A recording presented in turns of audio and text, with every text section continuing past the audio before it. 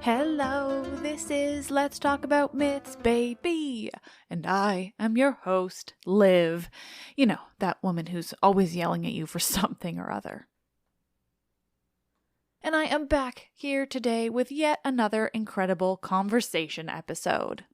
Today's episode is with Dr. Amy Pistone, a woman I have been following on Twitter for a long time and could not be more excited to finally have her on the show talking Greek tragedy.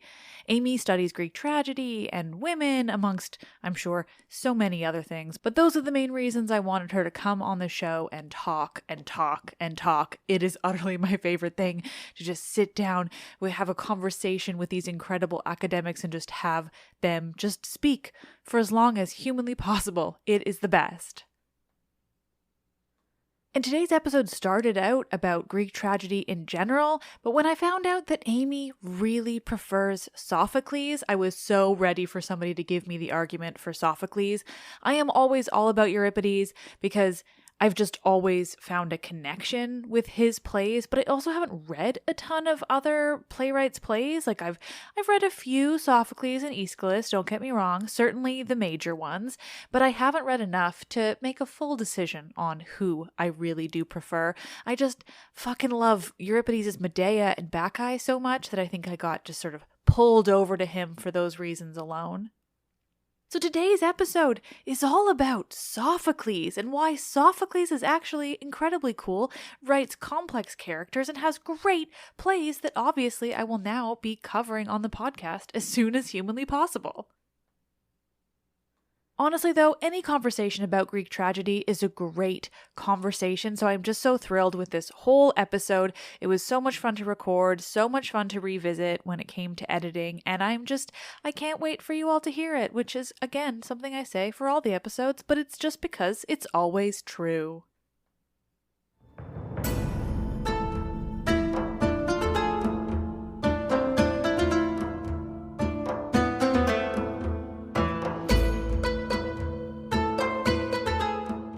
Conversations. Who's this Sophocles everyone's talking about? Sophoclean Tragedy with Dr. Amy Pistone.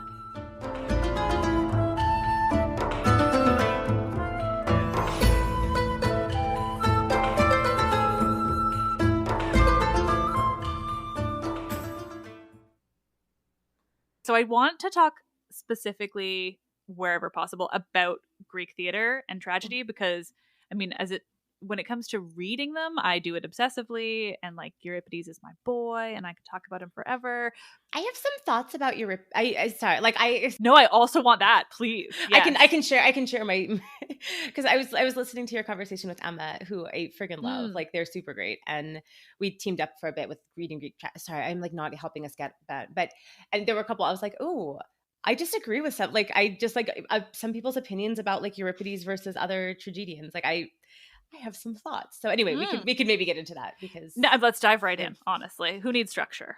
So I talk most about Euripides just because I like that his women are people, and I've also read more of him because also there is more, but I've chosen to read more as well. But I'm so interested to hear your thoughts because obviously there's so much there, especially when it comes to what I do not know.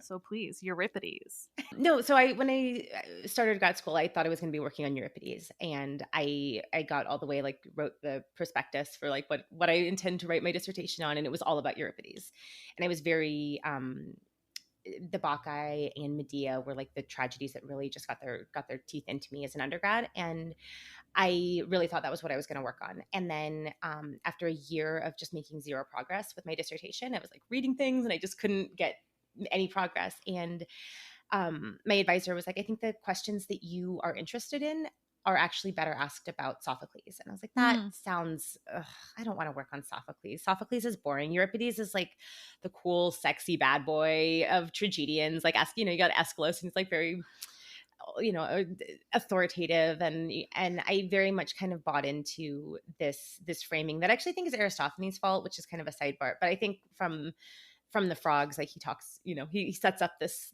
dichotomy, and I think I just kind of bought that hook, line, and sinker. And when I started working on Sophocles, I actually think that Sophocles in some ways is more, some of what he does with gender I think is actually kind of cooler than I think a lot of Euripides is very flashy. Like it's very on the surface, and it's very, I don't know, almost sort of like edgier, right? He's like really throwing stuff in your face, like, oh, the gods are dicks, and we got women, and like I think it's a lot flashier. But I think actually when you start to dig into Sophocles, there's some really cool stuff. The female characters are in some ways like really interesting, but it's a little bit below the surface, and it's very easy to read him as like he's just a traditional, he's not making any waves, he's friendly, and he was just like kind of the neutral in between the poles of Aeschylus and Euripides.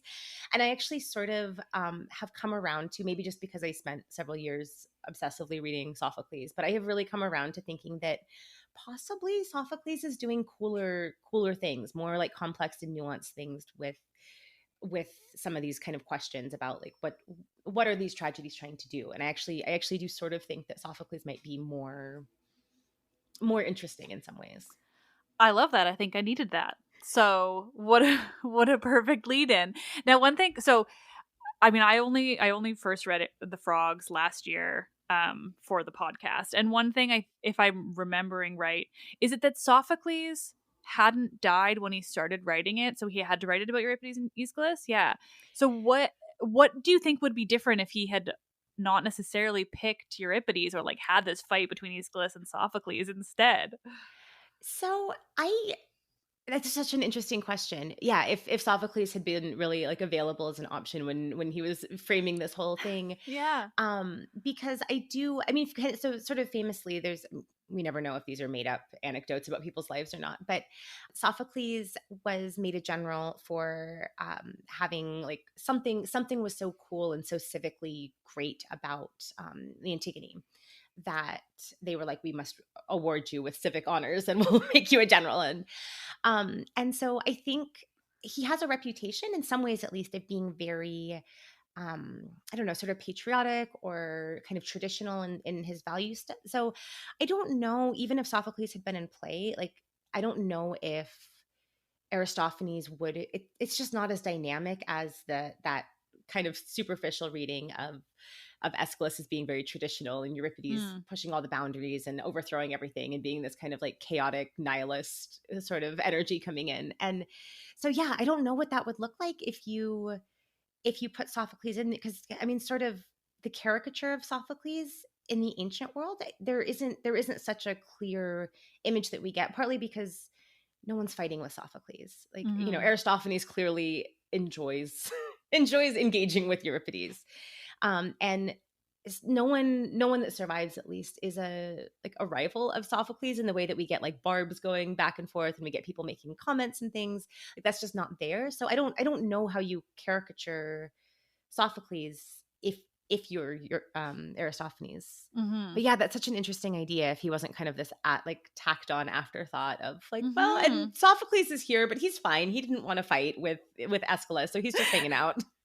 Yeah, I forgot it is kind of thrown at the end where it's like, oh no, because he is dead now, but it's not about them. Yeah.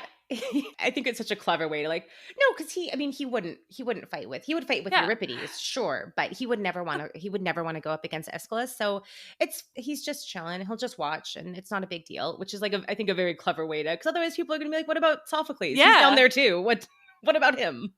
Just so fascinating, all of those different. I like thinking about how they would have, actually felt about each other, and like those little. I think I learned more and more about Aristophanes just in the way he, like, I think caused a lot of trouble for Euripides going like down the line. Even like, I don't know enough about the argument that Euripides is like not a feminist, but also I know that it all comes from Aristophanes. So, or like a lot of it. Maybe I'm wrong there too, but. It's such an, because this is one of those questions, especially like my students always like, is Medea a feminist play? And like, I mean, did Euripides write it intending it to advance the kind of things that we talk about when we talk about feminism? Probably not. I don't know. But no. find that not a very interesting question where, like what, I mean, I don't think Lysistrata is like a feminist play per se, but that doesn't mean you can't still do cool, interesting feminist things with these texts. I think that's one of the things that's so cool about tragedy is that you get people you can take this story and take it in so many different directions and how you stage it is such a big deal. Like, I mentioned, I was listening to your conversation with Emma, and their choice to make this really about like genderqueer and non-binary, and like, yeah, like that's, I think that's totally there in the text, but there are other things, if you play it differently, there are ways where you can see this as being about family more, about, that it's there's so many different motifs, and that you can kind of pull different ones up to the surface. So I think you absolutely can stage a Lysistrata that is in some sense a feminist play, and you can treat Medea that way. But like, was Euripides trying to advocate for women to be equal parts of the democracy? Like, no, No. probably not. But No. but also, were women actually running around being like, I can't believe Euripides blew our secret about that we're all terrible, we're trying to kill our husbands, I can't believe he told everyone, now it's so much harder to do this, like. No, and I think for me, because I definitely get that there's only so much you can put on to these people who would have had completely different ideals and like completely different thoughts on what even was progressive for women, but for anybody. When it comes to Euripides, I find I connect with him, and I like think of him in my own feminist ways. Not to say that he was, but specifically just because the women tend to have like personalities and are complex and often like dark in a way that I like personally. Not necessarily that I think like Medea is a strong and powerful person. I mean, literally she was, but like, yeah, technically very much yes. Yeah, exactly. But at the same time, there's some darkness there. But I think I love her just because, I love that story in general. I just think I have no issue with reading a story about a woman who kills everybody, because I think it's great. But I also just love that she's like this real human in a way that I haven't seen that much elsewhere. That said, I think I read Antigone too many years ago now. And, I haven't read a ton of Sophocles other than like Oedipus. And I think Jocasta doesn't play nearly enough of a role in that. So then I'd get stuck on that and all these different things. So, I think I also, like, I'll admit that I haven't given Sophocles a fair shake just because of that. Yeah. I would say and I am always beating this drum, and there are people who strongly disagree with me on this, but one of my very favorite plays is The Women of Trachis, or the Trachiniae. And it, for a long time, wasn't something that like people just didn't work on it very much because they felt like it like wasn't Sophoclean, because what people saw, and this is one of the things I think is so fascinating, like what people see in these plays, because you had a lot of kind of mid 1900s, like a lot of I assume fairly wealthy, like white dudes, like upper class white dudes. And they were obsessed with this idea of like the Sophoclean hero. And we have all these people, like the heroic temper. And there's all these about like, it's the man who stands up against society, and society can't handle that one heroic. And it feels very like something Aaron Sorkin would write, of like, like, yes. And I love, he's written a lot, but like he has a very clear model of what the hero is, and it's a man who says the things and very fast. Says it very quickly while walking around. Yeah, exactly. And there'd be a woman gives him something. Yeah, she says hi. She says something nice. Maybe she winks. Yeah, she's a chance for him to develop his character a little bit. Yeah, and she pieces back out. Yeah, exactly. And the Trachiniae isn't that, and so people just kind of like didn't work on it as much because it didn't fit what they thought the Sophoclean hero was. And I think that was one of the things, that was the first play I started really working on of Sophocles. And it's such a cool story because you have Deianira, who is, so this is after the labors of Heracles, and so he's coming home, and there's this prophecy that he's going to, and this is what got me, I worked on like the languages of oracles and how they're like tricky, and like why are oracles in Sophocles always super tricky and always misread, was sort of the like governing question of my dissertation. Okay, well, we have to talk about that more. Well, and I love that, like, because he was buddies with Herodotus, and you get like similar, and like I just, obviously I can never prove this, but I like to imagine the two of them just sitting around talking about confusing oracles and just like drinking some wine and being like, oh man, like here's a cool, like what if we did like a riddle, like could you imagine like a riddle version, that'd be cool. I love that so much. Right? Just like two bros geeking out about riddle oracles. Ugh. But like the thing that so Deianira, there's this prophecy that at this time that's coming up, there's like a deadline coming up, and like at this time, Heracles is either going to have an end of his labors or he's going to die. And so he's like coming home, and she's like, "Oh, super cool. He's not going to die because he's alive. So it must mean that he has an end of his labors now."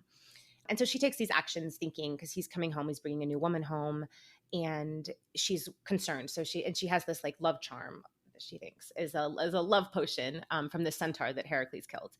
As one knows, yeah. you traditionally you give someone a love charm when their husband has just murdered you. So it makes perfect sense that it, yeah, especially centaurs. Yeah, no, centaurs are generally very helpful, amorous people as well. Yeah.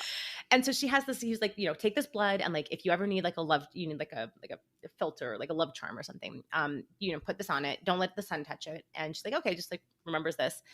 And so then, because she thinks Heracles is safe, she puts this love potion on a robe and sends it to him. And there's this whole conversation she has that I love, because she's like, I don't want to hurt. I don't want to be, she's more or less like, I don't want to be like a Clytemnestra or Medea. Like, I just want him to love me. Like, I want our home to be good. He's coming home to me and our son.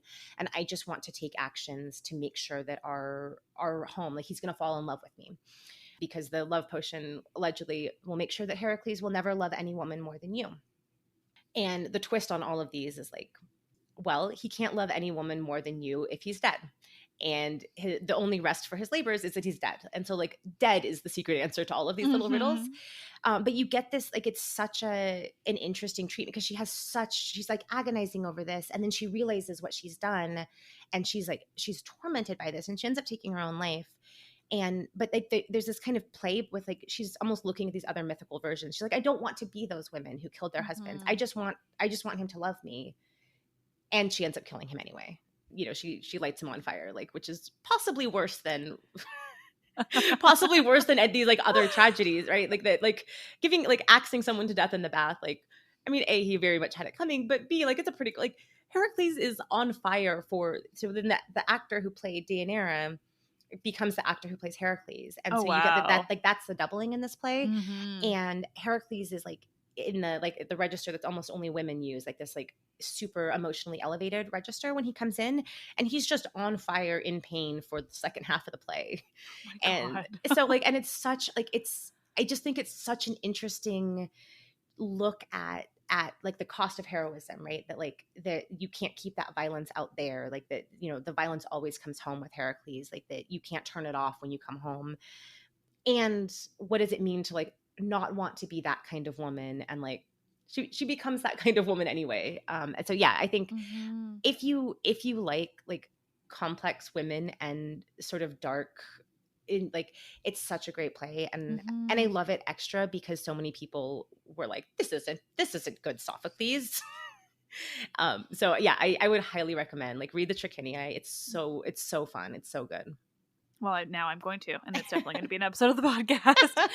The best thing about this, I every once in a while I think like, oh man, how many more years do I have, in terms of content? And then I'm like, there's just so many plays I haven't covered, let alone all the different, like, everything else. Lord, it's just, yeah, it's endless. So I'm excited to have that on my list. I also want to dive more into Heracles in general, because there's so much more. Like, I've basically looked at the labors and the sack of Troy, and I'm like, there's just so much. There's so much. Yeah. Like, and because you're digging into the Argonautica now, right?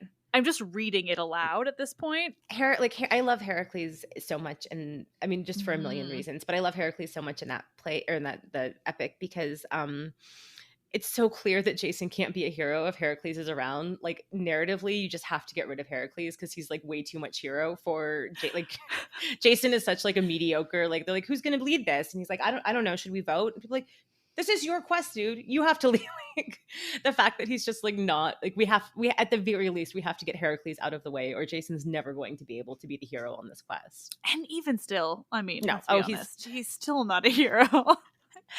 I taught the Argon. I have like a lit survey class, and And it's like my students come into it like, oh man, like Jason and the Argonauts, this is going to be great. I'm like, I would temper your expectations because like I mean, it's a really cool as a work of literature, but like Jason, if you want like traditional hero adventure story, like Jason just ain't it. Yeah, And not at all. And the Argonauts even are like, the Argonauts are kind of it more than he is, but even still, it's just like a series of landing on islands and like briefly fighting people before they get to Colchis. yeah, I think it's just such a fascinatingly weird text. And I I mean, I don't work on Hellenistic literature as my thing, so this might be like people may tell me I'm terribly off base, but I think of it as it always strikes me as such a flex by Apollonius that he's like, I like anyone can write an epic about like a cool hero. Like anyone can write an epic about your Odysseus or your Achilles or your like watch me write an epic about the most underwhelming dude you've imagined. Like that is how good I am at writing poetry, that like I can write an epic about the just the most average kind of hero. Like that's like it feels like it's a poetic flex more than like the plot is very much this kind of like not super heroic, like Medea's doing all the work for him. And you know, I think it's so interesting as a text because it's such not a very good hero story. Yeah. No, I'm really interested in it more and more as I get through, because like I sort of skimmed it to do the episodes a long time ago, and then, but I hadn't like read it word for word, and um I just got to the part where Medea is like charmed by like, or just like, you know, forced to fall in love with Jason, and I just didn't realize it was going to be quite so heavy-handed in that like this is not Medea's choice. Like Yeah. at all. Which I mean, I think just in terms of like the flex of it, like to write a prequel essentially to Euripides and to Mhm. be like, watch me make her truly sympathetic, right? Mhm. Like you know, you can go back and forth on Euripides Medea, like how you feel about I am all for I mean, I'm very much team Medea. Like I I have no problem with what she did. And but I mean that's another thing that always comes up with students of like, no, this is bad. Like okay, but have you never watched like a revenge movie? Like, have you never watched a Tarantino movie? Like, there are things that we allow in fiction. Like, it's satisfying to watch someone just burn it all down. That doesn't Mhm. mean, you know, I don't think superheroes should go out and do like vigilante shit on the in real life. But I can let that happen in a fantasy world. And like, yeah, I don't think you should light people on fire because you've been disrespected. But is it really fun to imagine like to see that happen as like a hypothetical? Like is it great to watch like a really good revenge plot work out? And like, yeah, of course it is. And Yeah, it's so satisfying. it's so satisfying. But like I love that like because my students after because we read Euripides first and then when we get to and like I have a lot Mhm. of students who bring up the question of like if she didn't have like is she still not acting of her own volition? Like by the time we imagine like her story ending in the Euripides version of this Mhm. world, like is she in control of herself or is she still being controlled by the gods? Because if Mhm. she doesn't have any agency, like if she's being used as like you know the intensity of her passions, her inability to like let this slight go, if she has been supernaturally made to fall in love with someone, like how much can we even think about blaming her for her actions? Like is she still under the influence of this? And yeah, I think he does such a good job of making her really like this her as book 3, I guess, where like she's tossing and turning like I mean it's just such like angsty teenage crush of like she's going then she Mm. throws herself on the bed and then she's like no I should go talk to him like I love that scene so much like Medea in Jason and the Argonauts is just such a compelling, interesting character, and like, and you know, then you have to reassess how you think about Euripides Medea of like Mhm. if this is like, do we understand how she got from point A to point B? And I don't know, I just love how much it makes you kind of rethink what you may have thought when you read Euripides. Yeah. I mean, that's how I feel about just like reading into all the different texts, but then also like having conversations like this, you know? Like there's just there really is so much you can dive in and like examine in these characters. And that's, you know, that's even like just on the surface of the text for the most part what we've been talking about. And then there's the whole other level of like the things that aren't in the text or didn't survive or whatever, which is a little like it doesn't as apply as much when we got the plays, which is kind of nice. The plays are like a one thing, you know, and it's like it is a start to finish thing that we have, and that's kind of satisfying in the midst of all the rest of the mythology. But yeah, I mean, it's so interesting to have that other side of Medea, and then like written so much later. well, not, I suppose not that. I mean, it was enough later. But like yeah. I Yeah, mean, it's a couple it's all hundred years, I would relative, imagine. but I know. I've been trying to think about that more and more, like drill it into listeners more and more of like, because I think, especially when you're not in the world of classics, it gets a little bit lost where, the sheer volume of years that come in between so many of the sources that we know. and so many times, like Ovid is our first like version of a story. We have like a coherent version of a story, and like Mm-hmm. how much was that known before versus how much is Ovid playing with it? Because a lot of times, the like Metamorphoses is like our first really lays out some of these myths like beginning to end, and so Mm-hmm. you know maybe that version was out there before, or maybe he's doing his own thing, and we just don't know a lot of times, because it's our first attested version, but we have vase paintings that maybe allude to this version of the story, so can we maybe date it earlier? And so then when you're looking at these texts, like how much of this is Euripides innovation or Sophocles innovation, or versus how much of this is the story that's out there and everybody knows, but we just don't have any evidence of how common that version was. Mm-hmm. Well, and then for Ovid too, but especially with the playwrights, you think like even what you're saying, comparing it to the superheroes, we're like, you know, they'll take a story that exists, but then they're, making it into a fictional play. It wasn't on them to keep to a myth that people knew. They were going to play with it intentionally.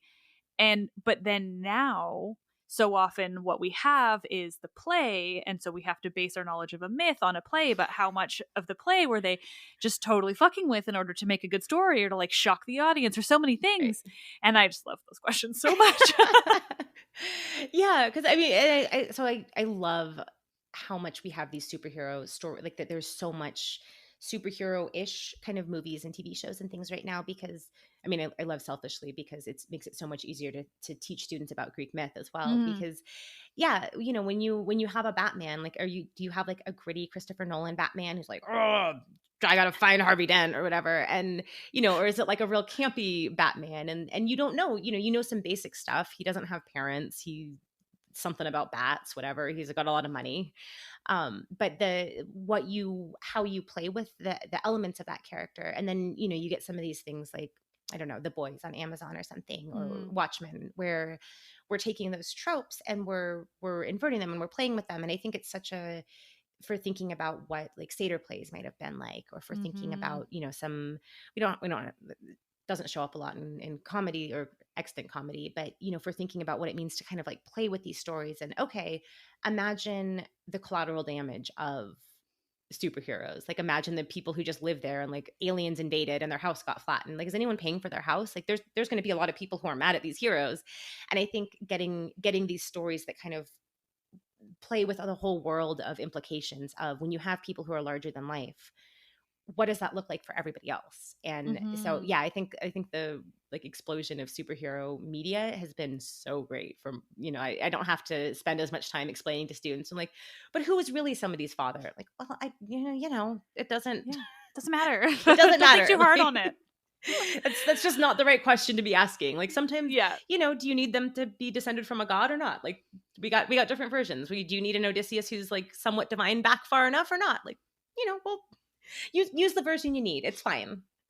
Well, yeah, and then thinking about the way it affects everyone around, like what would it be like to live as a person in Thebes when, there's a lot of shit going on because of a little something that's going on in the palace that nobody really knows about. Like, but then the people on the outside, and yeah, I mean, not to say that Oedipus is necessarily a great comparison to a superhero, but I think he's close. But You kind know. of, right? I mean, he's like, because I feel like one of the things that kind of defines superheroes is like they have like a thing, right? Like I don't know, you can talk to fish or you can run Yeah. really fast, but like kind of most superheroes, like you have a thing, you're super strong, you can see through walls, whatever it is. And um you know Oedipus's thing is that he's clever, he's smart, he's a riddle solver. That was what got him to, which I think is the thing that's so beautiful. I mean, again, this is me coming back to my like obsession with like cryptic riddling things. Please, I was gonna do that the same. So. But like his heroic thing, we don't have really any evidence that he's like a great fighter or anything, because his heroic shtick is that he can solve this riddle. He saves Thebes because of his intellect and because of not just being smart, but being like a flexible, like a clever thinker. And so, I mean, I think that's the beauty of his inability to see the answer to the riddle, right? His inability to see that the prophecy that he got was really fulfilled. It's the same mechanism of solving a riddle, that you need to, the thing that you think it means isn't what it means. So, you said you're going to kill your father and sleep with your mother, and you thought you knew who mother and father were, and it turns out, oops, you you have the wrong things in mind. And the same deal, the riddle, if we think it's the like what walks on four legs in the morning version of the riddle, like everyone thinks it's talking about an animal, it's talking about a human. And so that's that like shift you have to make to solve it. And it's like such a similar shift that he would have had to make to understand the riddling thing he got from Apollo, and his inability to apply his like that. I think that's what makes it such a beautiful tragedy, because like it's his heroic thing. He got brought down by the thing that he's best at. It's not like something like it's so heartbreaking that he just use the thing that got you became king because of this. Just use that same thing somewhere else. That's such a better way of looking at it. I find that very interesting, because I've always kind of come at it of like, why the hell could you not figure it out? Or like, well, you heard a rumor that the king and queen of Corinth were not your parents. So why did you not like run with that rumor or look into it a little bit, and like maybe we'd have saved ourselves like this whole story. So like if I can do like a real nerdy deep dive on it. Please. So what the wording of what he heard is that his father isn't his father. And I think, and I don't know how many people agree with me on this, but I think he thinks they're saying his mom was a slut. Oh. So I think he hears that. Is like, and he mentions, so I love how much, because when he tells this story, at least by the much later point when he's telling this story, maybe he's retconned his experience of it, but he mentions like at a bar, someone was drinking and they said my father wasn't my father. And I think like we hear it and go like, oh honey, like you were so close. You were so close to figuring it out. But I think he thinks someone is calling his mom a slut. And just an insult before it is like necessarily it's at a bar like a and someone's insulting you, and then you go to Apollo to like get out, figure out what the deal is here, and you get this horrifying prophecy. And I think part of it, like it's such a natural reaction to having said is like, I have to get as far as possible away from my mother and my father. And so like this, most of the steps he makes are pretty understandable. Like, yeah, don't kill a dude at the crossroads, especially a dude who's like old enough to be your father. But he's angry, he's been insulted, and I don't think that we're really meant to judge that too harshly. Like I think the idea of killing someone at the crossroads for like crossing you and insulting you, hitting you and stuff, I think he shouldn't have done it, but I don't think we're meant to be like, well, you're a murderer, so you have all of this coming. Like, I don't think we're meant to judge it that way. And so you get this, like, it's perfectly reasonable. And then he gets to this place and he does this cool thing and they give him a prize and he accepts the prize. And he seems, and I'm a much more sympathetic reader of Oedipus than a lot of people are, but I think he's been a pretty good king.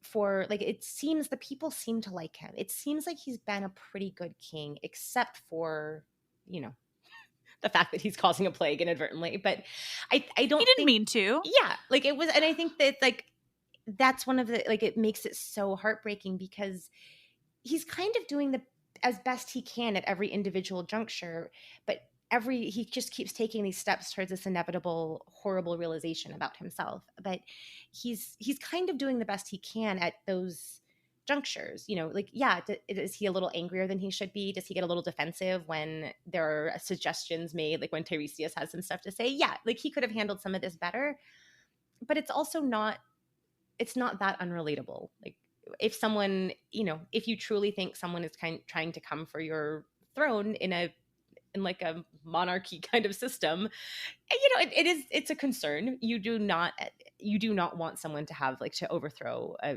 king and become a tyrant and all of that. So I don't know. I think he's not so bad. A lot of times people see him as this villain, and I think he is deeply sympathetic. Mm-hmm. I don't think I've ever necessarily seen him as a villain so much as certainly because I covered Oedipus at the very beginning of the podcast, which, I want to do it again because of all the ways that I'm better now. But I think at the time it was so much easier to focus on just how, like, obvious we can see it is, that like he just should have realized all of these different things for all these reasons. But of course, like that really, that isn't like a fair argument on it. I definitely don't think he's a villain. I mean the road rage thing, I think, yeah, I mean, I don't think that we're supposed to think that was all that bad. I mean, shit happened on the roads, and like, this is an ancient world. Theseus killed literally everybody on a road, just Yeah. one walk And for, nothing, he takes a brief little stroll and kills everyone he meets, and he's fine. yeah. He gets, And he's fine. The biggest hero ever. Hero of Athens. But yeah, so, I mean, that's definitely not supposed to seem like the worst thing in the world. It's just so interesting the way that it's become, something I think quite different, mostly beyond the world of classics and into the world of, like, I mean, the things that Freud has done to the story of Oedipus, and so many things there. But yeah, I mean, he's sympathetic even if you see him as a dummy who should have realized all of these things that like should have been obvious to him, because he's still sympathetic in the way that, well, all of that shit's pretty fucked up, like, and, like Sophocles very specifically, like this is another one of my like low-key obsessions about reading tragedy, is like the versions of the stories that are repressed, right? There are versions where the line of Oedipus has like ancestral guilt, that his grandfather rapes a young man who's and that there's this inherited guilt. We get zero mention of that in Sophocles. Mm-hmm. And I think it's significant that he doesn't bring any kind of, this is what happens when the house of Atreus, right? They have this inherited guilt, and there's going to be more bloodshed because they are dripping with guilt. And Sophocles very specifically leaves that out in telling his version of Oedipus, where it's just, why is Apollo doing this? Yeah. It's not that Oedipus deserves it. And so I think, and the other, I mean, this is one of those things. So when I say, like, sometimes people read him as the villain, there was a production of, it was by Theater of War, and they did a lot of readings of tragedies that were kind of, they do a lot of like anchoring them to current events, and the idea of leadership in a time of plague. And which you can make those connections for sure. Mm-hmm. And a lot of people were reading Oedipus as sort of a Trump figure who like didn't want to listen to it, and I think this is one of the things that I think is so cool about tragedy. Like it can be a very valuable jumping off point for discussing what leadership in a time of a public health crisis looks like. Sure, that's there. I think you're missing a lot when you read for that. But I think that but I mean, hearing the audience talk back afterwards, and people were asking questions, and it was, I mean, almost every single thing was about like, how is Oedipus like Trump in ignoring what needs to be done to deal with a crisis? And I think that is not totally fair to Oedipus. Like not seeing things that are right in front of him. Who among us has not seen things about ourselves that we don't want to see? Like, and I think, it's blown out to like, it's magnified to a huge extent, but the experience of not recognizing something icky about yourself because you don't want to see it is like extremely human. Definitely. Yeah. I mean, it's all very human, yeah, to not see that very obvious thing. Even just, in basic, I mean, even with the riddle stuff, where you're right in sort of linking it to the Sphinx too, of just like the thing, there is just needs to be that one little tick of change for him to get it, because it's just to like understand the phrasing, like whether it is just that it sounded like an insult on his mom, or just simply that like it just, that part's true, just switch it, and then like if you got that, then you'd be fine. But it's not, it's more so that just, it's not, his brain wouldn't get him there, which Right. is so often. And it's like the number of times you'll ask somebody a question and they tell you the answer and you're like, oh fuck, like that was so obvious, but I knew that, God, right, like yeah, it's so that happens all the time, I think, for everybody. Whereas it's just that when we're looking at it from a play that's become a thing, and again, like become a thing because of this idea from Freud that like all of this he knew and it was also subconscious and he intentionally like married his mother, all that, that's all bullshit.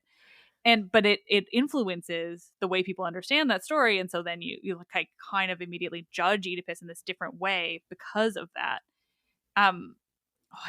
And I was going to say too that when you're talking about the like inherited guilt too, because there's also the whole, and it is my job to bring up Cadmus at any point that where it's possible. I am contractually obligated to mention Cadmus. It's a pure requirement of myself, but there is the whole like idea of the curse on their whole line, right?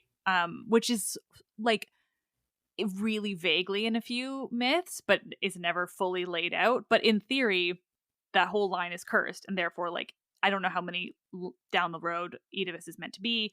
But the idea of that there just is a curse in Thebes, like between Semele and Ino and Actaeon and all of these people, that all this horrible shit happens. But it's not like the curse of Atreus, where it's all linked back all the time. It's an interesting one where you can just lay it all out and there's like some vague references, but ultimately it's like really disparate curses or disparate like fuck ups in people that then, if you read a couple little things, you can link it all back to this like line of Thebes.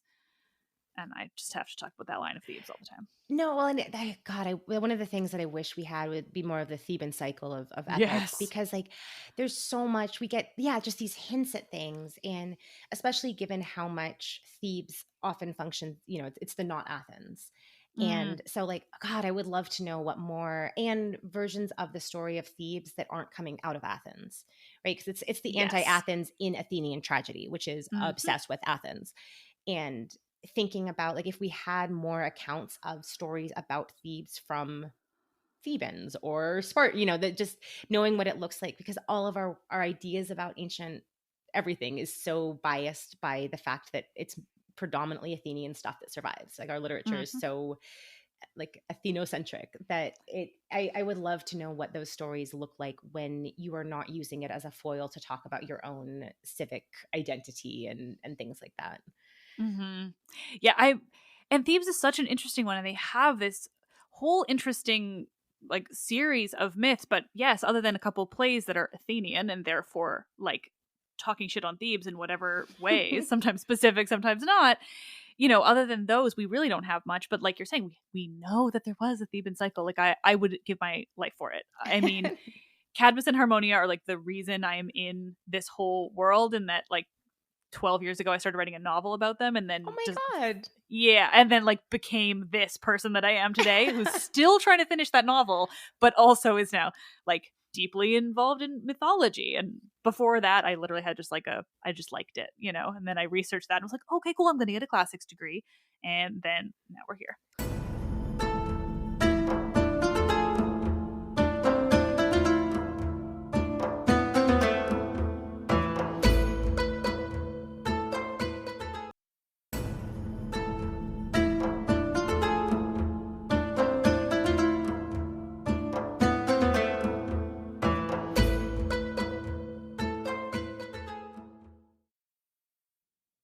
So I feel like this is a perfect opportunity to be giving Sophocles more airtime than I ever do. I am happy to geek out on several more Sophocles things. Please, yeah. So we've talked about Women of Trachis and Oedipus. So what other Sophocles should I be giving a chance to that I haven't?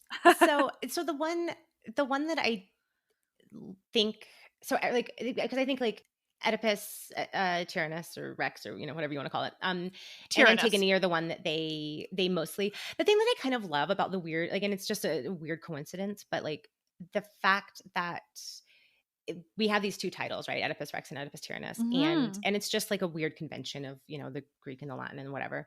But like Rex properly is like Basileus. Like Tyrannos is a different thing.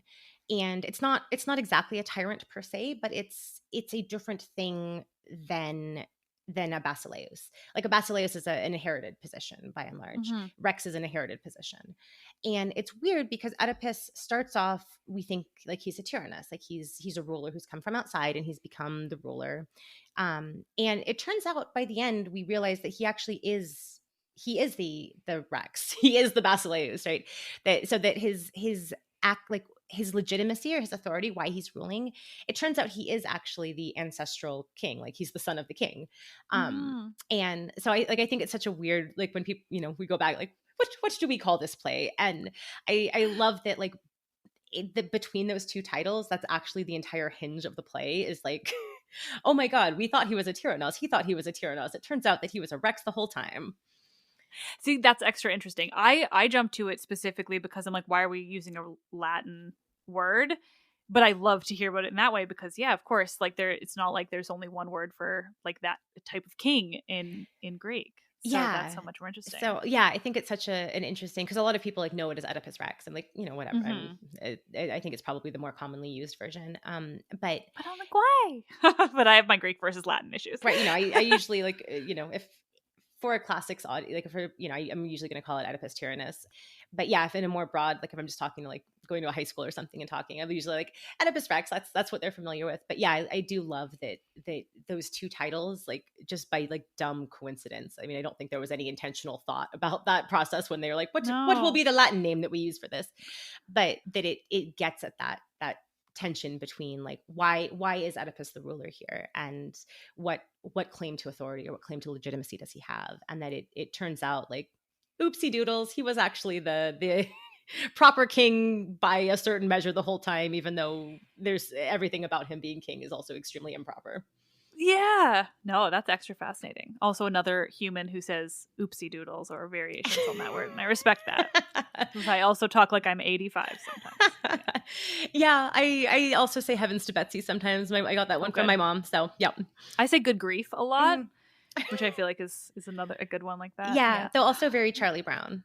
But so Sophocles plays. Yes, Sophocles plays. So I feel like Antigone gets a lot of airtime, and I love Antigone. I was a dramaturg for a production of Antigone that we did here. And I love Antigone, but because Antigone gets a lot of airtime, I am going to leave Antigone to the side. I think that's good. She's got a lot, and she's great, but like you know, it's not hard to find out things about Antigone. But I will say the production I was a dramaturg for was Jean-Henri's version, which is like a very different interpretation of it that I think, and there was another college in town that was doing like a version of like Sophocles, Antigone, and so having those two like within a week of each other, we brought the cast together and did like a little conversation about the different how the characters look different between the two productions, which I did think was super cool. Yeah, but yeah, so I'm trying to think what would be my next favorite. Might be Philoctetes. So Philoctetes and Ajax often get lumped together because they both kind of deal with the casualties of the side effects, the peripheral damage PTSD done by and so people use them a lot. Like Theater of War uses both of them as like PTSD kind of things. But one of the things that I love about the Ajax is like, yes, you get Ajax as this, like, I think very tragic, though, like there is, to be fair, he is trying to kill all of his fellow soldiers. So like motivation, but like there's so many like little interesting things about it. So he kills himself halfway through the play. And the second half of the play really is about Tecmessa and Teucer, and it's about the people that got left behind. And I think that is a really interesting, when we think about like the peripheral damage that war can do. I think it's really interesting from that perspective, because you have his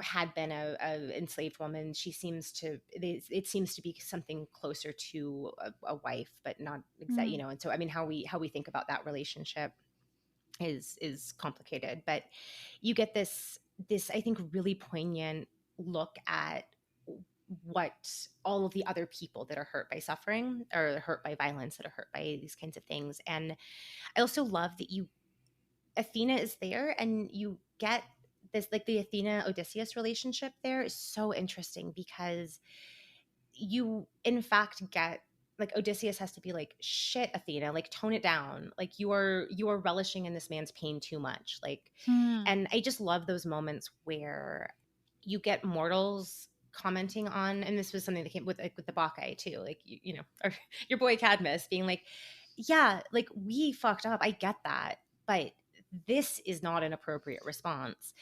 And because we get so much of by and large, like we get these depictions of the gods, like in Euripides all the time, of like these gods that are just assholes, and they're outside and they don't care. And like Hippolytus, you get so much of this, like the two gods, like it's just pawns that they're like playing around with people for their own benefit. And but I like sure, the gods are dicks, like that's a message to, like, that's fine. But I think when you get those more nuanced engagements with like yes, like I know we like to see our friends do well and our enemies do poorly, like I get that, Athena, but this is not good. What is happening here is not good. And so I think that's like a really interesting moment in the Ajax. But yeah, it's the I think I'm going to say the Philoctetes is my favorite out of the two, though, because so for the Philoctetes, you just because not everyone reads these plays, I do super quick synopsis. And I haven't covered either of these, so that's Okay, perfect. yeah, I didn't want to be like rehashing too much. No. So with Philoctetes, he's been left on Lemnos because he got injured, and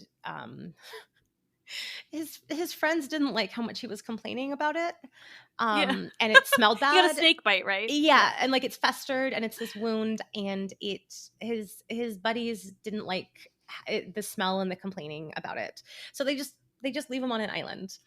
And it's so then, but like now they need him. Now there's this story, and like, speaking of like repressed myths and the things that don't get mentioned, Homer never talks about like these weird magic things. Like he's not a huge fan of like weird magic stuff. And so you get kind of most of these things that seem to be like they're part of the epic cycle. The idea that there's the magic wooden statue that you got to get out of Troy for it to fall, like the bow, that you can't take Troy without the bow of Heracles, which Philoctetes has on Lemnos. And like these weird, they're kind of almost more like folktale items, these like magic items that help our heroes do their thing. Homer seems to not like those. You just get a few weird moments of like some talking horses, or Aphrodite has this magic kestos, like the magic little girdle belt thing that Hera uses to seduce Zeus. But with very few exceptions, like all of the magic shit about Troy, like Homer doesn't want so much magic stuff going on. But yeah, so here we get this version where like they got to go get the thing, and so you have Odysseus and Neoptolemus are coming to try, and Odysseus really wants to trick, because of course he does, really wants to trick Philoctetes. He's a little dick. I love him. Yeah, he's like, this is great. We're gonna have a whole, like, we're gonna dress up and we're gonna pretend. It's gonna be great. He's such a fucking asshole, and I love him so much. And like Neoptolemus is like, I don't feel great about this. Like we have marooned this man, and like Neoptolemus is a monster. Like he is. I was like, gonna say, yeah, like not, but like he does. This version of him seems to have inherited a lot of Achilles being like. So I love the moment where they have the delegation comes to try and talk Achilles into coming back to fight, and Odysseus, like, he just clearly has no time for Odysseus. Like I hate like the gates of Hades, the man who says one thing and means another. Like Achilles does not like this like tricksy like maneuvering, and he's got fancy words. He's covering up what he means.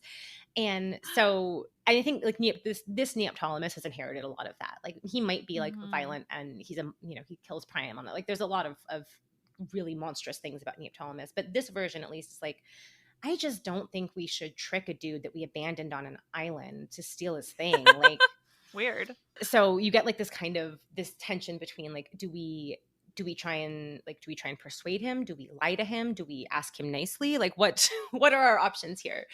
And I think it's cool for a couple reasons, because one, you get this, it's kind of a mythologizing. I think it's putting into the myth stage the tensions around like, what are we doing about the fact that some children, like, this anxiety around like the sophists in Athens, like kids are learning to be deceptive, and that seems like a problem. So you get this kind of Odysseus as the representative of people who are learning how to use fancy words and learning about rhetoric, and they can convince people of bad things because their words are really pretty. And then you get Neoptolemus, who's like, I don't know if that's great idea, but the entire war rests on this. Like they do need to get the bow. And so what, do you take a chance that maybe you can do this in an honorable way, or you just like, fuck it, we got to do what we got to do, let's just like hold them down and take the bow and run. And so like you have, I think one of the really cool things about the play is that you wrestle with those kinds of questions so much. And like Neoptolemus and Philoctetes end up like having a conversation. Philoctetes is like, this is like, so the word for bow and the word for life are basically like beyond bios, and there's kind of this punning between. He's like my bow is my life. Like I have survived on this desolate island because like I can hunt for stuff. Like I really need this bow. Like my entire livelihood, like my ability to keep surviving on where, remember, y'all stranded me. Like my ability to not die here really depends on this bow. And then so at the end, it's our only extant Deus Ex Machina ending for Sophocles. And Heracles shows up, and he's like, he sets it all, and like they kind of Deus Ex Machina, like hero, deified, apotheosized hero ex machina. Yeah. But yeah, he's a god. and so he shows up and like sets everything right, and we live happily ever after, and we're gonna heal Philoctetes. He's coming with them to Troy, and like we get a happy ending after this. But it's right up till the ending where everything gets like miraculously put. I go back and forth on how I feel about the ending, because it's so heartbreaking. And the fact that we get this like very forced resolution to it just doesn't sit great with me, because like up until that moment, it's probably the tragedy that just gets me right in my feels the most, because like Philoctetes it's just brutal, like what has happened to him and how he's been treated. And a lot of times like people use this sometimes as a way of talking about people not doing right by veterans when they come home from war, of like, and people sometimes the same thing with the Ajax, but he has not been done right by, and now they're going to take his bow, and this is not right. And just that like that agony about the awfulness of the world, it feels unsad. And this is, I think, one of the reasons why I am not always as big a fan of Euripides, because the sort of nihilism, or just kind of the bleakness of like the only, like, we have made a mess that's so big that only the gods can fix it, but then they do. And that's not how life works, right? And I think Sophocles plays a lot more kind of force you to sit with bad things. Like they force you to sit with the suffering, and the play, I mean all of tragedies for the most part are so much about how do we, like, you never get to see the action, you never get to see people getting ripped to pieces, or people like none of the violence ever happens on stage. What happens on stage is people figuring out, what do we do when bad things inevitably happen, when unimaginable horror inevitably happens? Like, how do we respond to that? How do we go on? How do we pick up the pieces when things are so bad?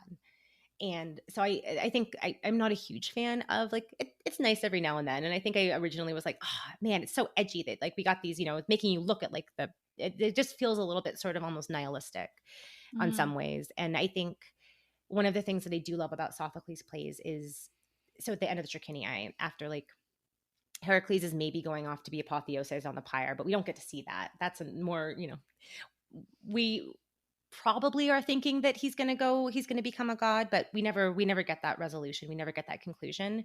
And then either Hylas, his son, or the chorus, like the last lines are, there's nothing here that is not Zeus. And just like, man, like there is a god who ostensibly controls the universe. This is his son. This is just all happening. And I don't know, fuck, what do we do with that? Like that ending, I think, is such a more powerful ending, as opposed to, we all trot over to the pyre and then Zeus like yells down from a crane, like, my son, you're a god now. Yeah, like that is not, like, even if we know that's going to happen, like I think Sophocles doesn't give us that consolation or that resolution a lot. And I think that's one of the things, in terms of like, as someone who is watching these plays or reading these, like, that then you walk out of that story and have those you have those conversations with like, could this have been avoided? I don't know, probably not. Like some of these stories, there were things you could have done differently in different places, but some of them are like irresolvable conflicts. Like by the time we get to the point of the play, things have already been set in motion. Somebody made a mistake. A god was mad at you, or whatever set the situation in motion. Your ancestors made a mistake. But by the time, like, there's this inevitable move towards pain, towards anguish, towards suffering. And I kind of love that Sophocles makes us like really sit with that, because I think when you have an ending that ties up the things a little neater, I think that's that's just not what, I mean, it's nice every now and then, but that's just not how life works. Like things don't get magically tied up and fixed most of the time, or at least not without an awful lot of work from people. And so I think the fact that Sophocles leaves you with the like, can this be fixed? If this kind of pain, like how does Hylas go on? His mother has just killed herself. His father is lit on fire, and seemingly Hylas has no expectation that Heracles is going to become a god. So he's just sitting there dealing with this. And I think that's one of the kind of beautiful things. As much as like I love a good tragic comedy, like the Alcestis or the Helen, like I love those in for different ways. But I think one of the things that's really cool about Sophocles is that he does make you kind of stare into the abyss a little bit. But the other, just a cool, so people, I don't think this is how Sophocles intended this play, but a cool thing that some people have done in modern stagings of it, and it's possible. I just don't think it's how Sophocles would have had in mind, but it doesn't really matter what Sophocles had in mind. He's been dead a while. There are people who treat, so at the end Heracles shows up and like, here, give him the bow, we'll go to Troy. There are people who suggest that because I think the actor, it's at least possible that the actor who played Odysseus played Heracles. I don't know if we know for sure. Some plays, like, we know for sure who doubled, and I don't remember if we know for sure with this one, but it's possible it was the same actor. And there are some people who want us to see this ending as Odysseus dressed up as Heracles at the end. And so that, like, instead of like the forthright, like Neoptolemus winning the day with his not wanting to deceive Philoctetes, that we are meant to see this as Odysseus dressed himself up like Heracles to get the bow, because like he's like trickery did win out in the end. Yeah. And which I think is such a cool, just kind of thinking through that. Like I said, I don't think that's how Sophocles would have originally staged it, but it's such an interesting twist to think about, what if this is like, because Odysseus is so tricksy. And like I remember my mind being absolutely blown the first time someone pointed out to me that there's no external corroboration for any of the stories that Odysseus tells. His men are all dead. There's no witnesses. There's no evidence. Like, we have no reason to think that the Cyclops and like that any of these things happened, because he could just make that up. Oh yeah, no one else ever saw the Lystragonians. Yeah, and the stories are so neatly, like, it's such a good ring composition that it does kind of make us wonder, did he just make all of this up? Which is like, people divide into like, are you an Iliad person or an Odyssey person? And I just love how much the Odyssey never gives you firm footing, that like maybe he had all these traumatic adventures, or maybe he just ditched his men and was like, whatever, and it's telling the story that will get him home. So he's crafting a story that, or his men died, but like in a much less dramatic way, but he is telling these stories that subtly emphasize all of the right things to make sure that he gets good hospitality and he gets sent home safely. And like I love the just how convoluted and how unstable the plot is. Like, we have no idea what's going on, which is kind of the experience of everyone who ever talks to Odysseus. Like, are you telling the truth? It sounded plausible, but like, it would sound plausible. You're good with words. That's why I love the Odyssey too. It's so messy in this way where it's also not messy, but it inherently is. And yeah, I'm an Odyssey person. Yeah, definitely. I very much like, I have come around more to the Iliad than I used to be. There are like talking to people who really love the Iliad. I'm coming around, I am seeing more things than I used to see in the Iliad. But yeah, I just love, I'm very much an Odyssey person. Yeah. The Iliad's amazing, and it's so beautiful, and it is, it's an incredible work. But the Odyssey is just so many things. It's just so messy and weird, and Odysseus is so ridiculous. So yeah, I love it. But it's so interesting what you're saying with the like Deus Ex Machina or lack thereof too, and I think it's probably the plays that I focus on and the ones that I've read, in the last 5 years. But I never think of Euripides as being particularly into Deus Ex Machina, because I love Medea, in which case, like, that just turns that all on its head, where it's just she shows up in a dragon chariot and flies off with dead children, which I love love. that she is her own Deus Ex Machina, because I think of it very much as Yes. being like she is her own Deus Ex Machina, and like this, like, you know, this elevation to her is like almost a divinity. Like I love that play so much. Yeah. Well, and that ending, yeah, it's unreal. And so, you know, I don't think of that as a traditional Deus Ex Machina, because I agree. I think she is it. And in that way that is so like visceral of, you know, this is the whatever you want it to be, or whatever it was, you know, in that moment structure wise. But it is a thing that is used for the gods, and Medea is showing up with her dead children and using it. And I love that. And then I don't really think Bacchae has much, because the Deus is in the whole play. And so it's just, and like, I think Phoenician women, now I'm trying to think of, I did that one recently, but I can't think of whether there's much in there. So I just think my brain doesn't go specifically to it, but it's because of the plays that I focus on, and specifically just Bacchae and Medea are the ones that are like live inside my head. But that's so interesting to see it that way. And then I can definitely appreciate that it is much more interesting to sit in what is happening than have the god come in and just like, okay, that's all clean and good, which is sort of, I mean, speaking of Odyssey, that's kind of how I see Athena in it too, in so many ways. Yeah, she just is that, just rolls up and like, okay, well, let me just fix up everything that's gone wrong for you, and I'll just make it all better. Which I like. So this is not about tragedy, but the last book of the Odyssey I think is so interesting, because like I remember when I first read the Odyssey in high school, and you know, like the hero's journey was like the kind of thing we talked about, but like it's not, we might think it was like a traditional like happily ever after, and then we get the last book where like, no, this is a mess, and it's not, people are not okay with what he did. He slaughtered like a generation of men, Yeah. and he took a whole generation of men to Troy with him, and they didn't come home. So like this is a real problem. And you know, we get to see like the suitors in the underworld being like, I don't know what just happened. Like, and I think the fact that we get this kind of subversive ending, I just love about, because it unsettles. You're like, oh, okay, he made it home and he got rid of the bad guys, and then that we get to see like the other people of Ithaca and the suitors in the underworld being like, yeah, that's not great. Like that it takes a god to come in and fix it. Like it very much makes us question how much this is any kind of like happily ever after story. Mm-hmm. It's interesting because my brain immediately connected that in a very separate kind of way to the end of the Iliad, where, you know, I think it's, and I don't know any of the details on this, but they really are such different epics. Like, so much. In so many ways. But still the idea that I think the Iliad throughout really does give you the idea that we're not supposed to be siding with the Greeks, even though it's about them. But the end really clinches it. And I don't remember if it's in the last book or if the last book is just the funeral games. But I think it is the last book, the Priam. Yeah. Coming. Yeah. I think so. But just ending. Yeah, it's at least very close. Yeah, very late books. I think it's 24. It could be 23. I feel like it's much more powerful. It's 24, so I'm going to assume. Let's say. Yeah.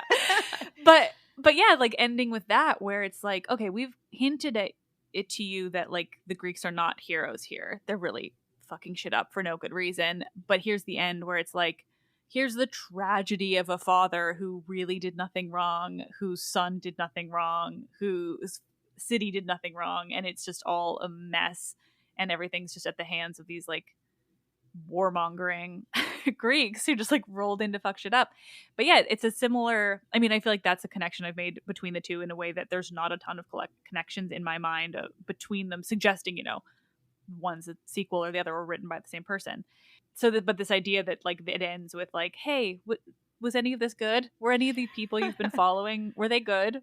Or were they all sort of like messy and either liars and murderers, or just like angry and murderers? And anyway, I love the Odyssey and the Iliad, clearly. I just don't end sentences always like that. I just fucking love it. I just fucking love this. Because one of the things I was thinking about while I was listening to that conversation about the Bacchae, about how much like where we see ourselves in the story, like is one of the things I just love. About myth in general, but also tragedy specifically, because I was thinking about Medea, and Medea is a play that I have like in different ways related to over years of reading it and being in different places in my own life, and Mm-hmm. like what you think. So I think a lot of times we like, what is this play about? And it's a story of, and like if we bring it down to like what is the central, Antigone is a story of the obligations to the family and religious obligations versus obligations to the state. Like that's what it is about.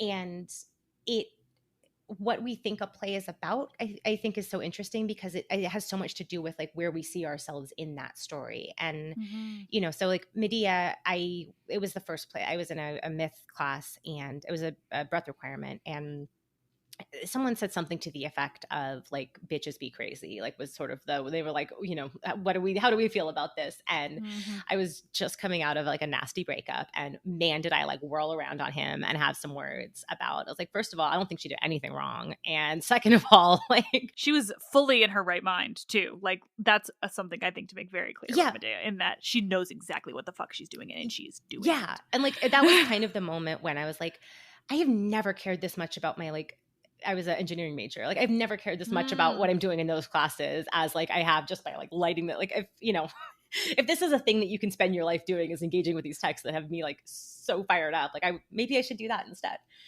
But so like years later, I was living separate from my partner, and as I had a job at Notre Dame, and the thing that really jumped out at me was how like I was very like sad and kind of resentful about like what academia demands of people. That you're moving every year and you're giving up so much of your life and you're away from your family, on the job market. And I was just like and I was reading Medea for teaching a class. And like the thing that I saw in it was like someone who gave up so much. She left her home. She gave up so much, her family, her this, and for what?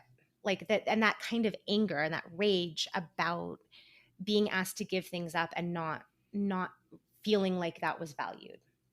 Right? Which is like not something I'd ever seen in Medea before, but at the time I was like, oh, this play is about my anger at contingent job market and academia, and which like is literally 0% what Euripides would have intended. But like I think one of the things that is so cool about these, that where you are and where you position yourself in the myth, and like because myth is flexible enough to do that you can like oh, I feel like I am this character in this moment, and this story is a really valuable way. Like thinking about how many people get like mythology based tattoos and things that like I have Atalanta on my thigh, like how much these kind of flexible stories are a way that we kind of metaphorically can talk about our lives. And I think that's one of the things that is so cool about. And so when you see these different versions of tragedy, like who is Helen, right? Like is Helen this person or is Helen that person? And that you are telling a very different story about what it means to be a woman, what it means to be a pretext for bad behavior by other people, what it means to have agency over your own story, what it means to, that these stories can be the story of, because it's so friggin' weird. I love Euripides Orestes, like, because it's just a disaster of a play. Like it's a mess. It ends with like shit is on fire, and Apollo shows up and is like, you marry you, and I guess we're good here. Like it's just a disaster of a play. I love it because it's so messy. Emma was telling me about that too, and I haven't read that play since university, and now I'm obsessed with reading it again because they said such similar things to that, and I'm like, okay, shit, I can't. I was actually in a radio play recording of Orestes Oh my God. in university. Yes, I've literally never seen anyone it perform it at all because it is so like, because I like the plays that I have been any part of are like very like we did a Hippolytus and been involved with some Antigone, like, but like very normal, like traditional plays. No one I've never seen anyone perform the Alcestis. I've never seen anyone perform like Orestes, like, because I gave my first like academic conference paper on the Orestes, and like it's just it's so weird. And I don't remember that part. I just need to I don't remember it being that weird. I actually could have sworn we did Electra in the radio play, but I like reached out to my prof a couple years ago because I wanted to get a copy of it, which I'm still hoping to get. And he assured me that it was Orestes, and I'm just like, I could have, because I played Electra, and I was like, I could have sworn that I was the lead, but like, whatever. I I guess mean, I she was the kind second. of, because like Orestes spends most of the play being like, he is very much like, I mean, he's maybe it's like a mental health, like psychosis, maybe it's something like Hmm. that. Maybe he's being pursued by the Furies, but no one can see them, which again, like, Right. as opposed to the Aeschylus version, like the Euripides version, like, is this all in his head? Are they hallucinations? Are they delusions? Or can just no one see the Furies because they're only pursuing him and they're not visible to everybody? And like, we never get an answer to that. Whereas Hmm. like Aeschylus like the humanity, like they show up, they're there and they look scary and whatever. Yeah. But it leaves it like really ambiguous whether, he's having symptoms that, I mean, it's symptomology that shows up in like our Hippocratic of like, of madness, of, and these are symptoms that are like connected to physical ailments Hmm. in our Hippocratic corpus. But like, we kind of don't know what is going on, like, look, how we're supposed to read it. So he's very unwell. And he's kind of coming in and out of cogency, because Hmm. he's hallucinating about the Furies. And so Electra's kind of doing the most of the, Yeah, so maybe that's what it yeah. was. Yeah. So I mean, it's kind of the lead. But I love, like, just this is one of my favorite Helens of any, because you get this beautiful line, like, Helen's there and like, apparently we're supposed to just get over the Trojan War thing, and Electra clearly is not over Helen, like, she's just no fan of Helen. And she's like, what, as evidence for what a trash person Helen is, she's like, how you're supposed to cut your hair when you're in mourning? She like trimmed it so she'd still look cute. Like, that's Helen. And I just love it. Like, it's such a petty, especially when you compare it with like, with the Helen, where she's so clever and she's so smart and she's savvy, and she's a victim of this entire situation. Like, gods have been using Hmm. her for dicking over everybody. And then you get like, by the same author, this Helen who is like, doesn't want to mourn too much because that she won't be cute if she's getting too into the morning. And I just love the distance between those two, like the same character, but like such different versions of what she is. Yeah. Oh, see, and this is why I love Euripides. But you've sold me on Sophocles too. So Give Sophocles a chance. no, I think, you've sold me on like, his merits. Yeah. yeah, it's, I do really like and like, I mean, part of it also, that kind of the selection bias of like, we have a random sampling of Euripides, like, and alphabetically, just whatever. Alphabetical, yeah. Whereas like for Sophocles, a lot of the plays that we have by Sophocles, like, were because they were super popular. Whereas like, we do not Hmm. have the most popular plays by Euripides. We have the popular ones and then just like H's and I's and whatever. Yeah. Like, right. Like, so I mean, I think our sampling bias is so different because these were not like ones that were intentionally preserved as like the greatest hits of Euripides. Whereas I know, just like, luck. yeah. So, but I do think when thinking about like what it's like for the average people around, like, that's one of the things that I've started really thinking about with the choruses, because the choruses usually are like the random normal people. And like, with, people get really hung up on like, is Antigone right, or is Creon, and Antigone's like doing what the gods want, and the gods do like co-sign what she does in the end. Like, Tiresias is like, yeah, the gods do not like what you're doing, Creon. But like, I find Creon so much more sympathetic when you think about it from the Thebans perspective, that like, they bear, like, we just had what is effectively a civil war, right, in the seven against Thebes.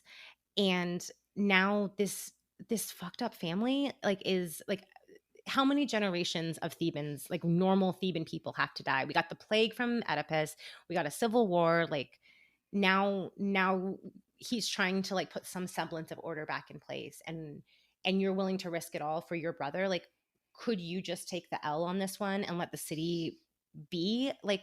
And I think that's such, and that's, it's not ever anywhere explicitly in the Sophocles text, but like, that idea of like, the chorus is going through it, and like, it's always the elites, it's always the powerful families that are doing all of this stuff, and just normal people have to suffer the consequences. And I think sometimes that Hmm. gets lost because the plays don't necessarily direct us to look at the plight of the average people there. But the chorus is like, average citizens would have served in the chorus, like performed as chorus members. And Hmm.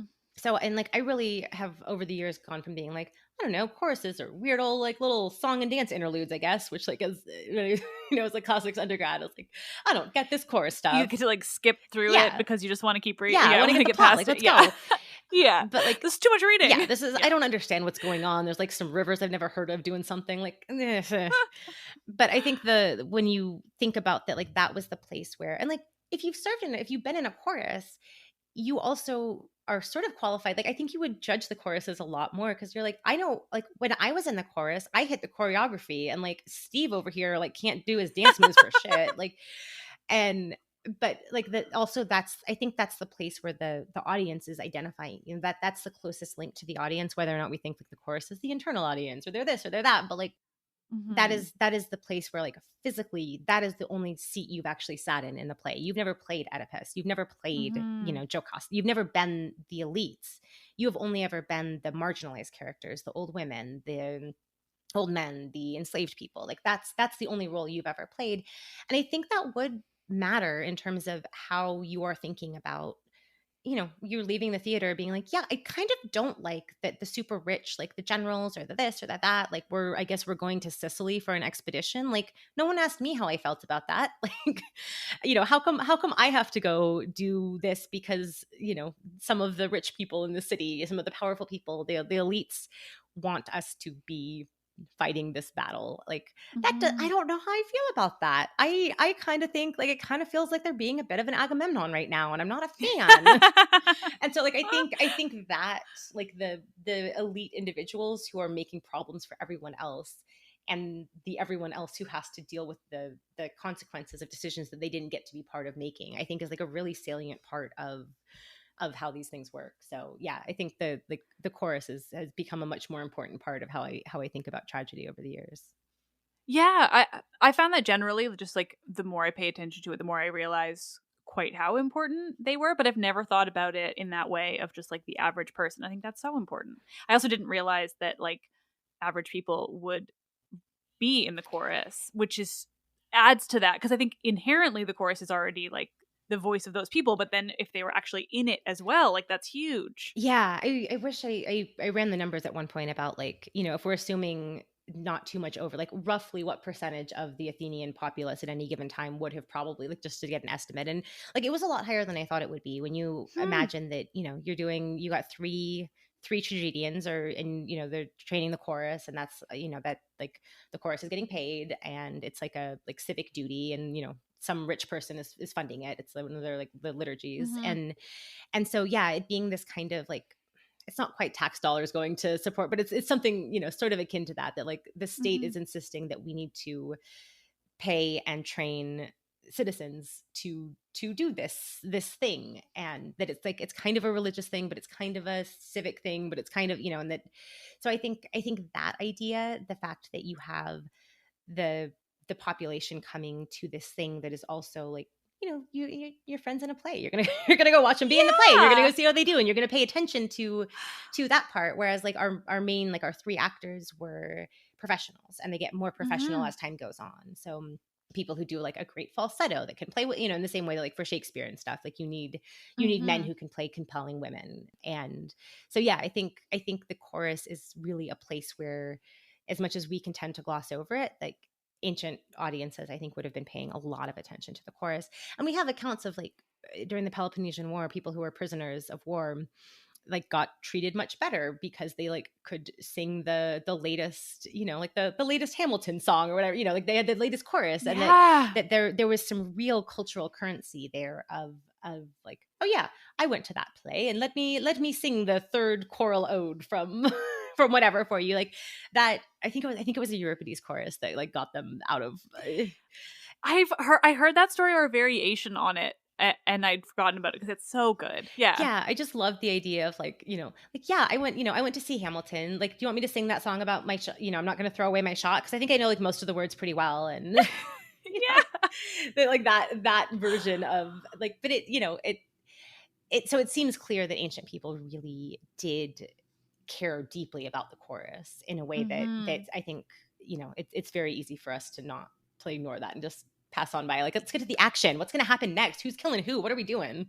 Yeah. Oh, I love that. That's so thrilling. Oh my gosh. I honestly, and I say it every damn time, but this is my favorite part of my goddamn job. It's so funny because sometimes I'll like go into a conversation. I'm just like, I'm like feeling worn out or, whatever it might be. I'm just kind of like, okay, and then as soon as I'm in it, I'm like, well, this is incredible. Like I'm learning so much all the time. It's never ending. It's fucking best. So this has been the best. But oh my God, thank you so much. This has been so much fun. It was a delight and yeah, I very much enjoyed going off on all kinds of tangents about things, but I am sorry that it's going to make you work harder in the editing process. No, honestly, I mean, for what I love the tangents. That's why I do this, because especially with academics, like you're made for tangents. So I just like set it up and then just sit here and like smile and listen, and it's every time. Excellent. Thank you so much. No, this such was a thrill. wonderful. This was so much fun.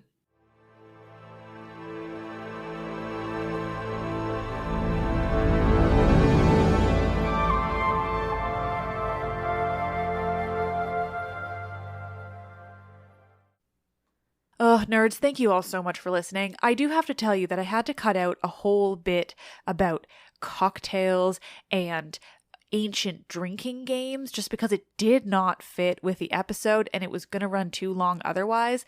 But I have not mentioned this to Amy yet, so hopefully she's in for it. But I would so love to have an episode dedicated to cocktails about ancient myth, especially with my book coming out, but also specifically drinking games at ancient parties, symposia, because they had a bunch of drinking games. And isn't that just the coolest fucking thing you've ever heard?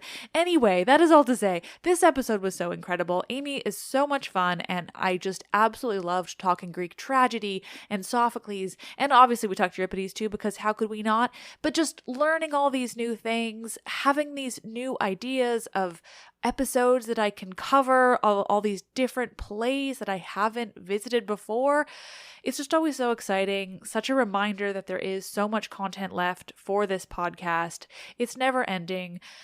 The ancient Greeks were just really cool. I think that's the long and short of it, right? I mean, God, they are just really fucking fun people. You can find a quick list of all of the plays that we talked about in today's episode in the episode's description, just in case you want to look into them on your own. But also, don't look too deep, because like hell if I'm not covering these on the podcast very soon.